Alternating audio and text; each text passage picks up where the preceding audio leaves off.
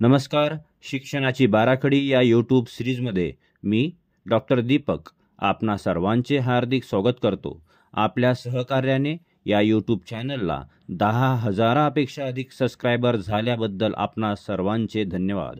मित्रांनो, या व्हिडिओमध्ये आपण तोत्तोचान या पुस्तकाबद्दल चर्चा करणार आहोत.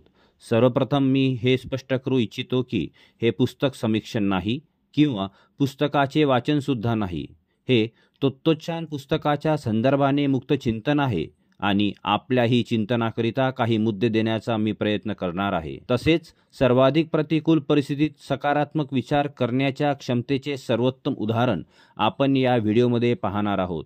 आपण तोत्तोचान हे पुस्तक वाचलेले नसेल तर आपणास पुस्तकाचा परिचय होईल आणि आपण हे पुस्तक वाचलेले असेल तरीही या व्हिडिओच्या माध्यमातून आपणास या पुस्तकाचा नव्याने परिचय होईल हा विश्वास वाटतो. मित्रांनो, तोत्तोचान हे पुस्तक म्हणजे जपान देशातील तोमोई या शाळेची गोष्ट आहे. ही शाळा सोसाकू कोबायाशी नावाच्या जपानी शिक्षकांनी स्थापन केली होती. रेल्वे गाडीच्या वापरात नसलेल्या जुन्या डब्यांमध्ये शाळा भरविण्याची परवानगी कोबायाशी यांनी जपान सरकारला मागितली होती आणि अशा प्रकारे रेल्वे गाडीच्या जुन्या 6 डब्यांमध्ये 1937 मध्ये तोमोई शाळा सुरू झाली होती. शाळा निवडताना आकर्षक आणि भौतिकदृष्ट्या समृद्ध शाळा निवडण्याचा सध्याचा प्रघात लक्षात घेता जपानमधील ही शाळा आपल्याला लक्षात आणून देते की शिक्षणातील गुणवत्ता ही शाळेतील भौतिक सुविधांपुरती मर्यादित नाही. कोबायाशी यांची विद्यार्थिनी अर्थात तोमोई शाळेची माजी विद्यार्थिनी असलेल्या तेत्सुको कुरोयानागी इने हे तोत्तोचान पुस्तक जपानी भाषेतून पहिल्यांदा लिहिले. पुस्तक प्रकाशित होताच त्याच्या जपानमध्ये लाखो प्रती खपल्या गेल्या आणि हे पुस्तक जपानमधील बेस्ट सेलर पुस्तक ठरले. एकाच वर्षात या पुस्तकाचा इंग्रजी अनुवाद तयार झाला. जगातील जवळपास सर्व भाषांमध्ये या पुस्तकाचा अनुवाद आता उपलब्ध आहे. भारतातही 14 भाषांमध्ये या पुस्तकाचा अनुवाद झालेला आहे. या पुस्तकाचा मराठी अनुवाद चेतना सरदेशमुख गोसावी यांनी केलेला आहे. विशेष म्हणजे हे पुस्तक मराठीतून प्रकाशित झाल्यापासून दरवर्षी या पुस्तकाची नवी आवृत्ती प्रकाशित करावी लागत आहे. इतक्या मोठ्या प्रमाणावर हे पुस्तक लोकांना सातत्याने आकर्षित करत आहे. पुस्तकाच्या माध्यमातून कोबायाशी यांची शिक्षण पद्धती समजून घेता येते. इतकेच नव्हे तर सुव्यवस्थित जीवन जगण्याकरिता अनेक सूत्र आपल्याला या पुस्तकाच्या माध्यमातून हाती लागतात. या पुस्तकाची लेखिका तेत्सुको ही लहानपणी स्वतःचे नाव तोत्तोचान असे सांगत असते. म्हणूनच या पुस्तकाचे नाव तोत्तोचान हे आहे. तोत्तोचान ही तिच्या कोबायाशी या शिक्षकांविषयी म्हणते, माझ्या स्वतःच्या बाबतीत सांगायचं तर तू फार चांगली मुलगी आहेस या एका वाक्याने माझ्या संबंध आयुष्याला केवढा अर्थ प्राप्त करून दिलाय हे शब्दात नाही सांगता येणार. मी तोमोईमध्ये गेले नसते किंवा मला कोबायाशी भेटले नसते तर कदाचित शाळेतून काढून टाकलेली वाईट मुलगी असा कायमचा शिक्का माझ्यावर बसला असता आणि मनात कसले तरी न्यूनगंड घेऊन मी जगले असते. मित्रांनो, कोबायाशी यांच्या तू फार चांगली मुलगी आहेस या वाक्यामुळे व विश्वासामुळे या पुस्तिकेच्या लेखिकेच्या अर्थात तोत्तोचानच्या आयुष्यात नवीन प्रकाश आलेला असतो. कारण हीच विद्यार्थिनी जेव्हा यापूर्वीच्या शाळेत असते तेव्हा तिथे मात्र तिला रोज शिक्षा होते आणि ती रोज वर्गाबाहेर काढून दिली जाते. पूर्वीच्या शाळेच्या अनुभवातून आपण चांगले नाही किंवा किमान चांगले विद्यार्थी नाही हा भाव तोत्तोचानच्या मनात निर्माण होत असतानाच नवीन शिक्षक नवीन शाळा जेव्हा तिच्यातील चांगुलपणावर विश्वास ठेवतात तेव्हा आपण एक चांगली व्यक्ती आहोत हा भाव तिच्यामध्ये जागृत व्हायला लागतो. संपूर्ण जग आपल्यातील वाईट बाबींनाच अधोरेखित करीत असते तेव्हा आपण स्वतःलाही एक वाईट व्यक्ती मानायला लागतो. अशातच एक शिक्षक जेव्हा आपल्यातील चांगल्या बाबींना लक्षात आणून देतो आणि विश्वास जागवतो तेव्हा संपूर्ण आयुष्य नव्याने उभं राहतं. याचा प्रत्यक्ष अनुभव आपल्यापैकी अनेकांनी स्वतःच्या आयुष्यातही घेतला असेलच. स्वतः या पुस्तकाची लेखिका म्हणते, मला या पुस्तकाच्या माध्यमातून लोकांपर्यंत हे पोहोचवायचे आहे की लहान्यांना समजून घेतले तर त्यांच्यामध्ये परिवर्तन घडतं. मुळातच बंडपणा केला म्हणून शिक्षा पनिशमेंट हा एकमेव मार्ग वर्षानुवर्षे आपल्या पालकत्वात आणि शिक्षण पद्धतीत अवलंबला जात असताना समजून घेतल्याने बंड बालकांमध्ये परिवर्तन होते हा विचार पटायला आपल्याला थोडा जडच आहे, नाही का? तोत्तो-चान हिला सुरुवातीला ज्या शाळेत प्रवेश दिलेला असतो त्या शाळेतून तिला पहिल्या वर्गातून काढून टाकतात, कारण तोत्तो-चान ही इतर विद्यार्थ्यांसारखी आज्ञाधारक नसते आणि सतत आपल्याच कल्पना विश्वात रमणारी असते. मला वाटतं हा प्रश्न केवळ एकट्या तोत्तो-चान पुरता नाही. आपल्या शाळांच्या बंदिस्त चौकटी विद्यार्थ्यांमधील अमर्याद कल्पकतेला सामावून घेण्याचा कधीही प्रयत्न करीत नाही. किंबहुना या कल्पकतेला मारणे व असलेल्या साचेबद्ध व्यवस्थेचा घटक बनविणे यासाठीच शाळा सातत्याने प्रयत्न करतात काय, असा प्रश्न मला नेहमीच स्वअनुभवातून अस्वस्थ करत राहिलेला आहे. तोत्तो-चान इयत्ता पहिलीमध्ये शिकत असतानाच शाळेने तिला काढून टाकल्यानंतर तिची आई तिला दुसऱ्या शाळेत घेऊन गेली. ती शाळा आगगाडीच्या 6 जुन्या डब्यांमध्ये भरवली जात होती. तोत्तो-चानची आई तिला या शाळेच्या मुख्याध्यापकांकडे घेऊन जाते. पहिल्या भेटीतच मुख्याध्यापक तोत्तो-चानला प्रश्न विचारतात की मला तुझ्याबद्दल सांग बरे.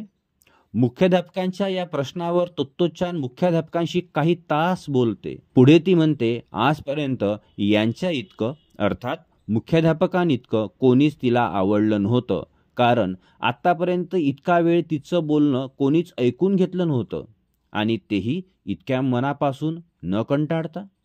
इथे पाल्य व पालक किंवा विद्यार्थी व शिक्षक यांच्यातील संबंधांचा आधार संवादात आहे हे लक्षात येते आणि संवाद म्हटलं म्हणजे पालक असो वा शिक्षक आम्हाला वाटतं की आम्ही सांगण्यासाठीच आहोत, ऐकण्यासाठी नाही. तोत्तो-चानला तिचे मुख्याध्यापक आवडतात कारण ते तिला ऐकून घेतात.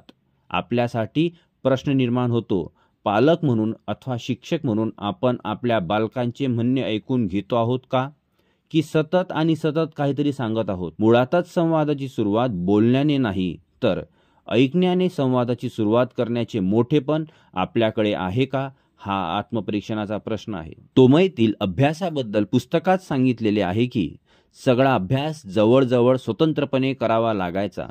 फक्त अडचण येईल तिथेच शिक्षकांची मदत घ्यायची. तो खऱ्या अर्थाने अभ्यास होता आणि त्यामुळे विद्यार्थी नुसतेच बसून ऐकत आहेत असं कधीच झालं नाही. मित्रांनो, काय गंमत आहे, तोमई शाळेत जे कधीच झालं नाही तेच आमच्या शाळांमध्ये सतत घडत असतं. अर्थात शिक्षक बोलत असतात आणि विद्यार्थी बसून केवळ ऐकत असतात आणि याला आम्ही अभ्यास म्हणतो. हे पुस्तक वाचल्यानंतर आपल्या शाळांमधून खरंच अभ्यास होतो आहे का, हा प्रश्न निर्माण होतो. मित्रांनो, माणसाने माणसाशी माणसासम वागणे अशी प्रार्थना आपण जेव्हा करतो तेव्हा माणसाने माणसाशी माणसासम वागावं म्हणजे नक्की कसं वागावं याचं उत्तर या पुस्तकातील एका उतार्यात मिळतं. या पुस्तकात एके ठिकाणी लेखिका म्हणते की डोळे असतात पण सौंदर्यदृष्टी नसते, कान असतात पण संगीत ऐकलेलं नसतं, मन असतं पण सत्याचं भान नसतं, हृदय असतं पण जगातील दुःख तिथवर पोहोचत नाहीत. या गोष्टींची भीती वाटली पाहिजे कारण त्या माणसाला माणसापासून दूर नेतात. अर्थात आपल्या हृदयापर्यंत इतरांचे दुःख पोहोचत नसतील तर आपण माणूस म्हणून आत्मचिंतन करण्याची वेळ आलेली आहे. ही जाणीव या ओळी आपल्याला करून देतात. मित्रांनो, आजकाल शाळांमध्ये विद्यार्थ्यांचे युनिफॉर्म म्हणजे सूट, बूट, ब्लेझर इत्यादी आणि असा हा युनिफॉर्म असणे म्हणजे जणू अत्यंत विद्वान विद्यार्थी बनविण्याची फॅक्टरी असा भास निर्माण करणाऱ्या आपल्या अवतीभोवतीच्या शाळांच्या संदर्भात विचार करता या पुस्तकातील सगळ्यात खराब कपडे हा भाग एकदा जरूर वाचावा. या भागात सांगितलेले आहे, मुख्याध्यापक नेहमी पालकांना सांगत मुलांना शाळेत पाठवताना त्यांचे सगळ्यात खराब कपडे घालत जा. कपडे खराब असले की ते मळण्याची किंवा फाटण्याची भीती नसे. कपडे मळण्याच्या किंवा फाटण्याच्या भीतीनं मुलांनी मोकळेपणानं न खेळणं त्यांना लज्जास्पद वाटायचं. मुलांनी मुलांसारखं असावं. मित्रांनो, पॉलिश केलेले बूट, कडक इस्त्री केलेले कपडे आणि ब्लेझर घातलेले आमचे विद्यार्थी सहजतेने मातीला स्पर्श करीत असतील का? मला वाटतं सध्याच्या आमच्या शाळांचे युनिफॉर्म म्हणजे मुलांवर लादलेलं प्रौढत्व आहे. ते जेव्हा बालवयात आहेत तेव्हाच त्यांना बालसुलभ वागण्यापासून आम्ही प्रतिबंध करत आहोत. मानसशास्त्रीय दृष्ट्या हे घातक आहे. अनुभवातून खेदपूर्वक एक निरीक्षण नोंदवितो. आजचे पालक आणि आजच्या शाळा दोघेही बालकांना कसे दिसावे याचा विचार अधिक करतात, मात्र कसे असावे याबद्दल अधिक गंभीर नाहीत. या पुस्तकातील शेवटचा प्रसंग, ज्याचे नाव आहे सायोनारा सायोनारा, हा प्रसंग म्हणजे जीवनाकडे सकारात्मकतेने पाहण्याचा उच्चतम बिंदू आहे. दुसरे महायुद्ध सुरू असताना घडलेला हा प्रसंग आहे. लढाऊ विमानांमधून असंख्य बॉम्ब शाळेच्या वर्ग म्हणून वापरात असणाऱ्या आगगाडीच्या डब्यांवर फेकले जातात. संपूर्ण शाळा आगीच्या अनियंत्रित ज्वाळांनी वेढली जाते. ही शाळा स्थापन करणारे आणि एक तपश्चर्या म्हणून शाळा चालविणारे या शाळेचे मुख्याध्यापक आपल्या मोठ्या मुलासोबत शाळेपासून काही अंतरावर उभे राहून रस्त्यावरून हे दृश्य पाहत असतात. आपल्या स्वप्नांची, कल्पनांची, मेहनतीची आणि सर्वस्वाची अशा प्रकारे राखरांगोळी होत असताना कोणीही व्यक्ती निराश होईल. मात्र अशाही प्रसंगी या शाळेचे मुख्याध्यापक शाळेची राखरांगोळी करणाऱ्या आगीकडे पाहत आपल्या मुलाला विचारतात, पुढची शाळा कुठल्या प्रकारची बांधूया रे? लहान सहान अपयशाने खचून जाणारे, निराशेच्या गर्तेत जाणारे, डिप्रेशनमध्ये जाणारे, अगदी आत्महत्या करणारे कितीतरी उदाहरणे आपल्या आजूबाजूला घडत असताना अशा वातावरणात तोत्तोचान या पुस्तकातील हा शेवटचा प्रसंग अनेक बाबी शिकवितो. या पुस्तकाची अनेक सामर्थ्य स्थळे आहेत. या पुस्तकामध्ये एक सुंदर शिक्षण पद्धती व अनेक शैक्षणिक प्रयोग वाचायला मिळतात. सोबतच बालस्नेही शिक्षण ही संकल्पना समजून घेण्याकरिता हे पुस्तक एक महत्त्वपूर्ण संसाधन आहे. बालमानसशास्त्र व शैक्षणिक मानसशास्त्र यामधील सिद्धांताचे उपयोजन कशा पद्धतीने करावे याची स्पष्टता या पुस्तकामुळे येते.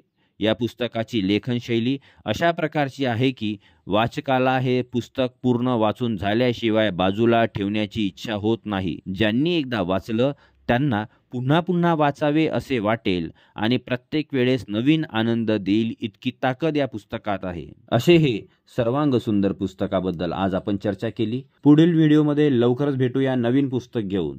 तोपर्यंत सायोनारा.